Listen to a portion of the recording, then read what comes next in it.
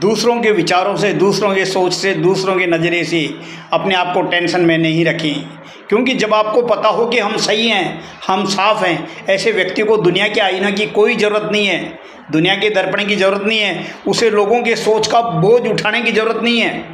क्योंकि कुछ लोग केवल टेंशन में इसलिए रहते हैं कि मुझे किसी ने कुछ कह दिया या मेरे बारे में कुछ लोग क्या सोचते हैं। तो यदि आप खुद साफ और सच हो तो आपको किसी के बोझ के तले दबने की ज़रूरत नहीं है। कोई क्या सोचता है आप इस मामले से बिल्कुल फ्री रहें, लोगों को इग्नोर करें।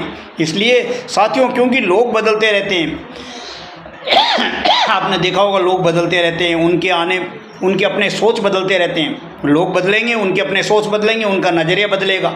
इसलिए लोगों के नज़रिए से, लोगों के सोच से, लोगों के विचार से अपने आप को मत बदलें, अपने आप में दिमाग में परिवर्तन नहीं लाएं, उनके बोझ तले आप अपने आप को टेंशनाइज नहीं रखें। पर याद रखें, जो सच है वो सच ही रहेगा, जो सच है वो सच ही रहेगा। सच्चाई लोगों के साथ, लोगों के विचारों के साथ, लोगों की सोच के साथ, लोगों के नज़रिए के साथ कभी नहीं बदलती। इसलिए जो सच है उसको घबराने की ज़रूरत नहीं है। सच और साफ व्यक्ति को किसी के बोझ के तले दबने की ज़रूरत नहीं है, किसी के आईने की ज़रूरत नहीं है। इसलिए साथियों, यदि आप सच और साफ हो तो उत्तरोत्तर प्रगति की करिए, उत्तरोत्तर प्रगति की ओर बढ़िए। ईश्वर आपके साथ रहेगा और किसी के दर्पण की ज़रूरत मत समझे।